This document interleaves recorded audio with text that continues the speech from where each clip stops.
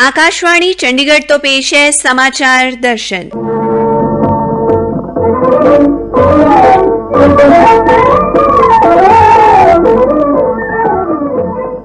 ਅੱਜ ਦੇ ਅੰਕ ਵਿੱਚ ਸ਼ਾਮਲ ਹੈ ਸੰਤ ਬਲਵੀਰ ਸਿੰਘ ਸੀਚੇਵਾਲ ਨਾਲ ਵਾਤਾਵਰਣ ਦੇ ਮੁੱਦੇ ਤੇ ਗੱਲਬਾਤ ਅਤੇ ਕਿਸਾਨ ਭਾਗੀਦਾਰੀ ਪ੍ਰਾਥਮਿਕਤਾ ਹਮਾਰੀ ਮੁਹਿੰਮ ਤਹਿਤ ਫਸਲ ਬੀਮਾ ਪਾਠਸ਼ਾਲਾ ਤੇ ਕ੍ਰਿਸ਼ੀ ਮੇਲਿਆਂ ਦਾ ਆਯੋਜਨ।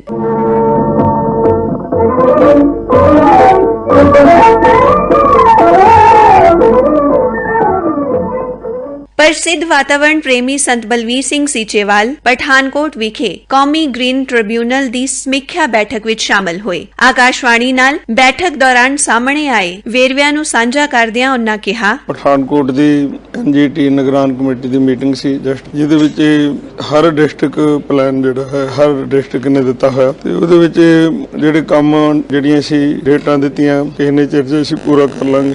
ਬਹੁਤ ਕੰਮ ਜਿਹੜੇ ਹਜੇ ਅਧੂਰੇ ਆ ਜਾਂ ਉਹਨਾਂ ਹਜੇ ਸ਼ੁਰੂ ਨਹੀਂ ਹੋਏ ਜਾਂ ਉਹਨਾਂ ਦੇ ਉੱਤੇ ਵਿਚਾਰ ਹੋ ਰਹੀ ਹੈ, ਉਹਨਾਂ ਵਾਸਤੇ ਅੱਗੇ ਡੇਟ ਲਾਈਨ ਦਿੱਤੀ ਹੈ ਤੇ ਜਿਹੜੇ ਕੰਮ ਚੱਲ ਰਿਹਾ ਉਹਨਾਂ ਨੂੰ ਅੱਗੇ ਤੋਰਨ ਦਾ ਡੀ ਸਾਹਿਬ ਨੇ ਭਰੋਸਾ ਦਿੱਤਾ ਵੀ ਸਾਰੇ ਅਸੀਂ ਮਹਿਕਮੇ ਨਾਲ ਰਲ ਕੇ ਜਿਹੜੇ ਰਹਿੰਦੇ ਕੰਮ ਆ ਤੇ ਉਹਨਾਂ ਨੂੰ ਪੂਰੇ ਕਰਾਂਗੇ। এনवायरमेंट ਦਾ ਇਸ਼ੂ ਜਿਹੜਾ ਹੈਗਾ ਬਹੁਤ ਹੀ ਗੰਭੀਰ ਆ। ਸਾਡਾ ਫੰਡਾਮੈਂਟਲ ਰਾਈਟ ਆ, ਰਾਈਟ ਟੂ ਲਿਵ, ਸ਼ੁੱਧ ਹਵਾ, ਸ਼ੁੱਧ ਪਾਣੀ, ਸ਼ੁੱਧ ਖੁਰਾਕ ਹਰ ਗਵਰਨਮੈਂਟ ਦੀ ਡਿਊਟੀ ਹੈ ਤੇ ਹਰ ਨਾਗਰਿਕ ਦਾ ਫੰਡਾਮੈਂਟਲ ਰਾਈਟ ਆ। ਅਫਸੋਸ ਆ ਬਹੁਤ ਜ਼ਿਆਦਾ ਜਿਹੜੀ ਗਾਰਬੇਜ ਆ ਉਹਦਾ ਕੋਈ ਪ੍ਰਬੰਧ ਨਹੀਂ ਹੋਇਆ। ਪਾਣੀ ਹਜੇ ਵੀ ਜਿਹੜੇ ਹੈਗੇ ਆ ਡਰੇਨਾਂ ਦੇ ਵਿੱਚ ਜਾ ਰਹੇ ਆ। ਕੇਂਦਰ सरकार ਵੱਲੋਂ पूरे देश च किसान भागीदारी प्राथमिकता हमारी मुहिम चलाई जा रही है। 25 अप्रैल ਨੂੰ शुरू हुई इस मुहिम तहत जिथे कृषि मेले लगाए गए ने उत्थे कल फसल बीमा पाठशाला ਦਾ ਆਯੋਜਨ ਵੀ ਕੀਤਾ ਗਿਆ। ਹਰਿਆਣਾ ਦੇ ਪੰਚਕੂਲਾ 'ਚ ਫਸਲ ਬੀਮਾ ਪਾਠਸ਼ਾਲਾ ਨੂੰ ਲੈ ਕੇ ਆਯੋਜਿਤ ਸੂਬਾ ਪੱਧਰੀ ਸਮਾਗਮ ਰਾਹੀਂ ਕੌਮੀ ਸਮਾਗਮ ਨਾਲ ਜੁੜੇ ਖੇਤੀਬਾੜੀ ਮੰਤਰੀ जेपी दलाल ने साडी पत्रकार ਨੂੰ ਦੱਸਿਆ, केंद्रीय मंत्रियों ने अलग अलग 4-5 प्रदेशों के किसानों से वार्तालाप किया और उन किसानों ने बताया कि उनको इस योजना से क्या लाभ हुआ है, उन्होंने कितना प्रीमियम दिया और जोखिम आया तो कितना पैसा उनको मिला। हमारी कार्यप्रणाली ये है भारतीय जनता पार्टी शासित प्रदेशों की कि जो भी योजनाएं हैं वो जनता के सामने रखें और जनता जो यूजर है उसके मुंह से पता करें कि उसको कोई लाभ हुआ है या उसको योजना का समय पे फायदा हुआ या नहीं हुआ।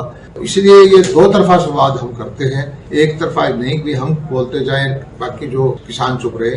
उसकी बजाय हमारे कार्यक्रम में ये होता है कि हम अपना कम बोलते हैं और किसान से ज्यादा सुनते हैं। भारत सरकार के पास एफसीआई के पास पर्याप्त खाद्यान्न उपलब्ध है और हमारा लक्ष्य ये है कि किसान को भाव ज्यादा मिले, किसान को एमएसपी से ज्यादा पैसा मिले।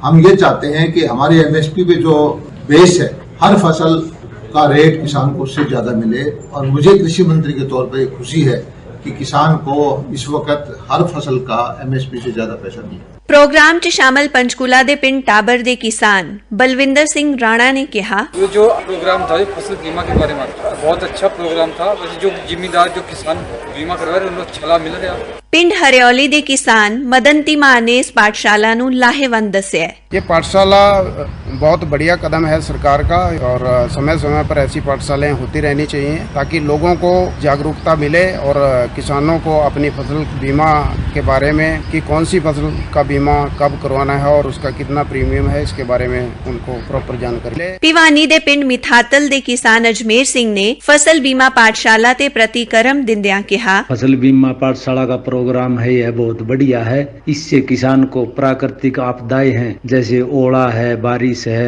आगजनी है, इनसे किसान नुकसान होने से बच सकता है और ये सभी किसानों को कराना चाहिए। चाहे जो किसान केसीसी करवा रहा है उसको भी, जो ना करवा रहा है उसको भी। ये फसल बीमा हमारे जीवन बीमा की तरह ही एक बहुत अनिवार्य है का सबने लाभ लेना चाहिए और सब जागरूक बनो, देश को आगे बढ़ाओ। पिवानी दे पिंड बिरदू तो किसान आगू महिपाल ने कहा, पाठशालाएं का आयोजन किया जा रहा है वो किसान को बीमा योजना संबंधित जानकारियां दे रही हैं जो कि किसान के हित में है। ये समय समय पर हर गांव में जाकर ऐसी योजनाएं चलानी चाहिए। पानीपत दे पिंड कालखा दे किसान टेकराम ने भी अपना प्रतिक्रम दिता है। फसल बीमा पाठशाला है, इसके बारे में जो हमने जानकारी मिल रही है वो बढ़िया मिल रही है और जो नुकसान पहले हो जा करता उस नुकसान से बचने के लिए नवी योजना का हमारे को जानकारी मिल रही है। गुरदासपुर तो किसान आगू रणजीत सिंह ते हरदीप सिंह ने भी इस बारे चल रही गतिविधियां नूं साझा कीता। ਭਾਰਤ ਸਰਕਾਰ ਨੇ ਜ਼ਿਮੀਂਦਾਰਾਂ ਵਾਸਤੇ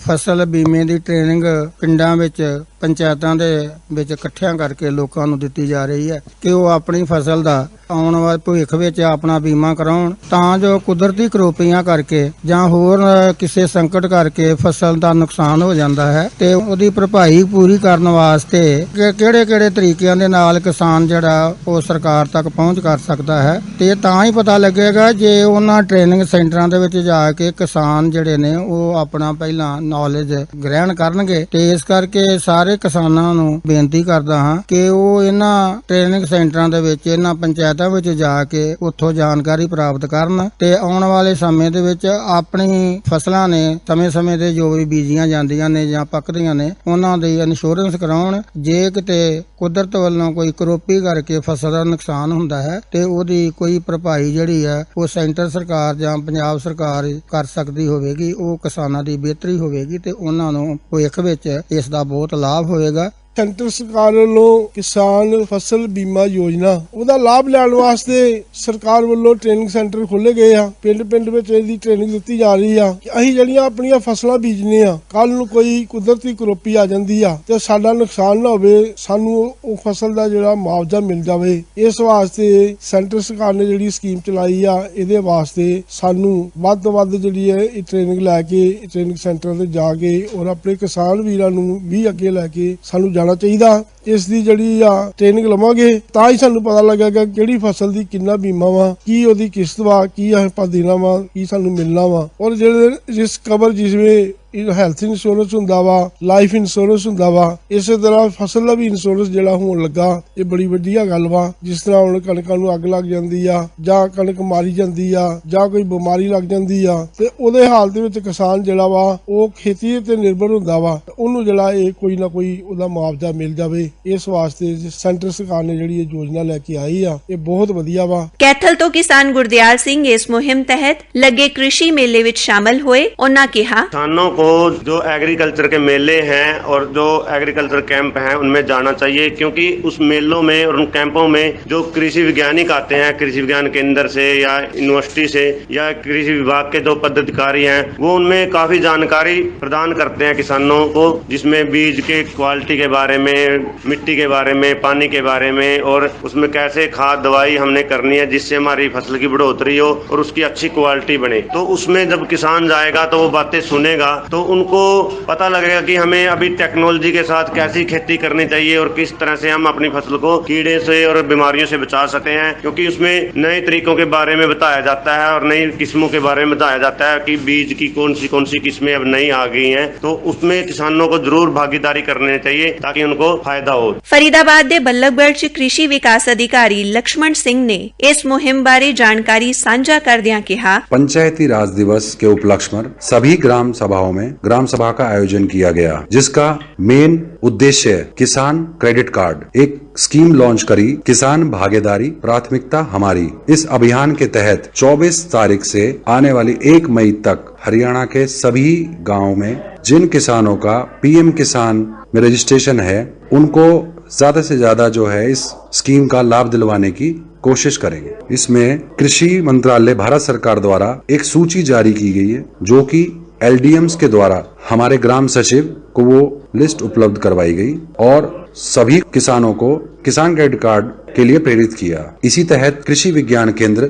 भोपानी जिला फरीदाबाद में चौधरी चरण सिंह हरियाणा कृषि विश्वविद्यालय के तहत 400 किसानों ने भाग लिया और उन सबको किसान क्रेडिट कार्ड बनवाने के लिए प्रेरित किया। और हमारे समस्त स्टाफ कृषि विभाग इसमें प्रयासरत है कि सभी गाँव में हम कैंप्स लगा रहे हैं जिनमें उनको समझाया जा रहा है। ਖੇਤੀਬਾੜੀ ਵਿਭਾਗ ਕੈਥਲ ਦੇ ਇੱਕ ਅਧਿਕਾਰੀ ਬਲਕਾਰ ਸਿੰਘ ਨੇ कृषि मेलियां ਦੇ आयोजन बारे जानकारी दी। कृषि विज्ञान केंद्र कैथल के तत्वाधान में कृषि विभाग व अन्य अलाइड विभागों के सहयोग से किसान मेला आयोजित किया गया, जिसका थीम किसान की भागीदारी प्राथमिकता हमारी रहा। इस मेले में किसान भाइयों को कई महत्वपूर्ण विषयों पर जानकारी दी गई, जैसे कि फसल अवशेष न जलाने बारे, उनका खेत में ही प्रबंधन करने बारे व आगामी धान की बिजाई में क्या क्या सावधानी सावधानियां बरती जाएं, इस बारे में विस्तृत जानकारी दी गई तथा पानी की बचत कैसे की जा सके। इसके साथ साथ ही फसल बीमा योजना स्कीम का किसान भाई कैसे लाभ ले सकें और इस स्कीम के तहत किसान भाइयों को उनके घर घर पे जाके पॉलिसी प्रदान की जा रही है ताकि किसान भाइयों को क्लेम लेते समय समस्या ना आए। इस तरह के विभिन्न विषयों पर इस मेले में जानकारी दी गई। इस दे नाल ही समाचार दर्शन दा ए अंक खत्म हुंदा है। पेशकश अश्वनी कुमार शर्मा, वाचिका रतिका, पेशकारी सहायक सुखविंदर सिंह।